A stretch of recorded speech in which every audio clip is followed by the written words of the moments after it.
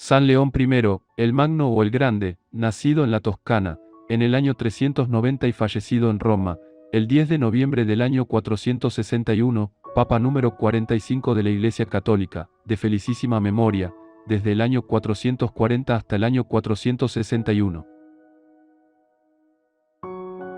Sermón onceavo. De la Pasión del Señor. 62. Incapacidad del entendimiento humano para comprender los misterios. La fe de la Encarnación la aprendemos por el símbolo o firmeza de la fe de Pedro. Eficacia de la oración de Cristo por sus enemigos, ya que Cristo ha muerto por todos. Misterio de la muerte de Cristo. Domingo de Ramos.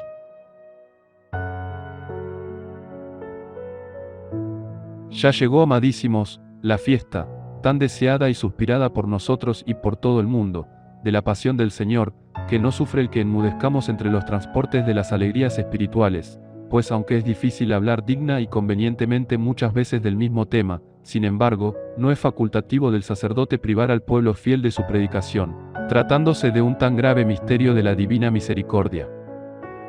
Siendo la materia en sí misma inefable, por lo mismo proporciona recursos para hablar y nunca faltará que decir, no agotándose la materia del asunto que se trata. Humíllese, pues, la humana flaqueza ante la gloria de Dios, y declárese siempre impotente para exponer las obras de la misericordia divina. Agudicemos nuestros sentidos, quede en suspenso nuestro discurso, y no falten las palabras, es conveniente que nos demos cuenta de la pobreza de nuestro entendimiento para sentir rectamente la majestad de Dios. Por el hecho de decir el profeta: buscad al Señor y esforzaos, buscad siempre su rostro. Salmos 104:4. Nadie crea que hallará todo lo que busca, no sea que deje de acercarse a Él, si deja de encaminarse hacia Él. Ahora bien, entre todas las obras de Dios ante las cuales desfallece la admiración humana, hay otra que tanto satisfaga a la contemplación del alma y que sea superior a sus fuerzas como la pasión del Salvador. ¿Y cuántas veces meditamos en su omnipotencia, que le hace ser igual y de la misma esencia que el Padre? Nos parece más admirable en Dios su humildad que su poder, y más difícilmente se comprende el anonadamiento de la divina majestad que la exaltación suprema de su forma de siervo. Pero mucho aprovecha para nuestra inteligencia el que, aun siendo una cosa el Creador y otra la criatura, una la divinidad inviolable, y otra la carne pasible, las propiedades de cada naturaleza se junten en una sola persona, y por tanto, ya en sus desfallecimientos, ya en sus exaltaciones, del mismo es la afrenta, del que es la gloria. Con esta regla de fe, amados hermanos, que recibimos en el mismo comienzo del símbolo por la autoridad de los apóstoles, confesamos que nuestro Señor Jesucristo, al que decimos Hijo único de Dios Padre Todopoderoso, es el mismo que nació también por virtud del Espíritu Santo de María Virgen, ni nos apartamos de su majestad cuando creemos que fue crucificado, muerto y resucitó al tercer día. Todas las cosas que son de Dios y del hombre, las cumplieron a su vez, la humanidad y la deidad, y al juntarse la naturaleza impasible a la pasible, ni el poder pudo sufrir mengua de la debilidad de la naturaleza humana, ni la debilidad pudo llegar hasta donde el poder. Con razón Pedro fue alabado por el Señor al confesar esta unión de naturaleza, pues, al preguntar el Señor, ¿qué pensaban de él sus discípulos?, adelantándose rápidamente a todos dijo: Tú eres el Cristo, el Hijo de Dios vivo.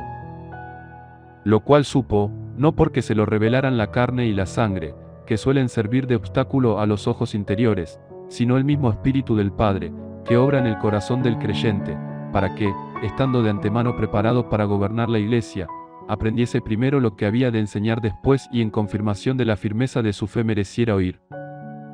Tú eres Pedro y sobre esta piedra edificaré mi Iglesia, y las puertas del infierno no prevalecerán contra ella. La fortaleza de la fe cristiana, que, edificada sobre la roca inexpugnable, no teme las puertas de la muerte, confiesa que nuestro Señor Jesucristo es a la vez verdadero Dios y verdadero hombre. Que Él mismo es el Hijo de la Virgen, que el Creador de la Madre. El mismo el nacido en la plenitud de los siglos y el autor de los tiempos. El mismo el Señor de todos los poderes y el que pertenece a la raza de los mortales, el mismo el que jamás conoció el pecado y el que por haberse revestido con la carne pecadora murió en sacrificio por los pecadores. El cual, para librar al género humano de las ligaduras de la primera prevaricación, encubrió al diablo cruel el poder de su majestad y le presentó únicamente la debilidad de nuestra pequeñez. Si el perverso y soberbio enemigo hubiese podido conocer la determinación de la divina misericordia, hubiese pretendido mejor sosegar los ánimos de los judíos con la mansedumbre, que encenderlos con el odio para no perder el dominio sobre tantos esclavos, que tan poco se preocupaban de su liberación. Mas su misma maldad le engañó y condujo al suplicio al Hijo de Dios, que habría de convertirse en remedio para todos los humanos. Derramó la sangre del justo, que sería el precio del rescate del mundo. Tomó el Señor los trabajos que por su propia voluntad había elegido. Consintió que se posasen sobre las manos de aquellos enloquecidos, que mientras servían a su propio crimen obedecían a los mandatos del Redentor. Siendo tan grandes los afectos de su piedad que pedía al Padre desde la cruz no venganza, sino perdón para ellos, mientras decía: Padre, perdónalos, porque no saben lo que se hacen. Lucas 23:34. Y fue tanto el poder de esta oración, que la predicación del apóstol Pedro convirtió a penitencia a muchos de los que habían gritado: Su sangre caiga sobre nosotros y sobre nuestros hijos. Mateo 27:25. Y en un día fueron bautizados cerca de 3.000 judíos y formaron una sola alma y un solo corazón, dispuestos ya a morir por aquel a quien poco antes pedían que fuera crucificado. Tal perdón no llegó a alcanzarlo el traidor Judas, pues como hijo de la perdición, que tenía el diablo a su derecha, se entregó a la desesperación, antes de que Cristo consumase el misterio de su redención. Pues, habiendo muerto el Señor por todos los pecadores, seguramente que también estuviera podido conseguir remedio si no se hubiera dado tanta prisa a ahorcarse. Mas en tan malvado corazón, y en aquellos momentos entregado a los fraudes y robos y a tratos parricidas, nunca llegaron a penetrar las muestras de la misericordia del Salvador. Escuchó con incrédulos oídos las palabras del Señor cuando decía: No he venido a llamar a los justos, sino a los pecadores. El Hijo del Hombre ha venido a salvar y buscar lo que se había perdido. Lucas 5:32. Ni había llegado a comprender toda la clemencia de Cristo, quien no solo curaba las enfermedades de los cuerpos, sino las heridas de las almas debilitadas, cuando dijo al paralítico: Ten confianza, hijo mío, se te acaban de perdonar tus pecados. Mateo 9:3. E igualmente a la adúltera traída a su presencia: Tampoco yo te condenaré, vete y ya no peques más. Juan 8:11. Demostrando con todas sus acciones, que aquella, su venida al mundo, era como Salvador y no como juez. Pero lejos de entenderlo así, el impío traidor se revolvió contra sí mismo, no con pensamientos de arrepentimiento, sino con furor de asesino, para que quien había vendido al autor de la vida a sus propios matadores, en agravante de su condenación, muriese pecando.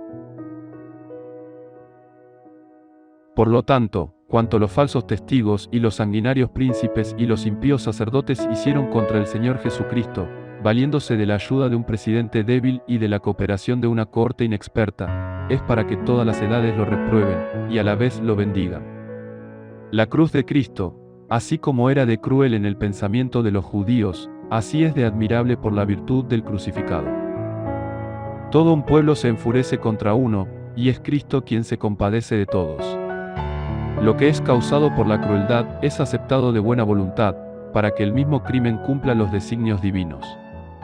De donde síguese que toda la serie de hechos narrados claramente en el Evangelio, con tal disposición los debe escuchar el oído, que, dando fe a los acontecimientos ocurridos al tiempo de la pasión del Señor, entendamos que no solo hemos alcanzado la perfecta remisión de los pecados por Cristo, sino también hemos recibido un ejemplo de santidad para imitar. Mas para explicar con la ayuda del Señor todo esto, trasladamos esta parte de nuestro sermón al cuarto sábado. Confiamos que nos asistirá la gracia del Señor para poder cumplir nuestra promesa conforme a vuestro deseo, por nuestro Señor Jesucristo, que con el Padre y el Espíritu Santo vive y reina por los siglos de los siglos. Amén.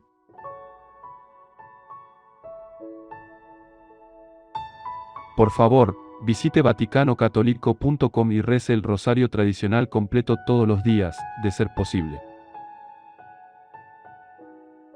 Sancte Leo Magne, ora pro nobis. Via Crucis, via Lucis, via Populi.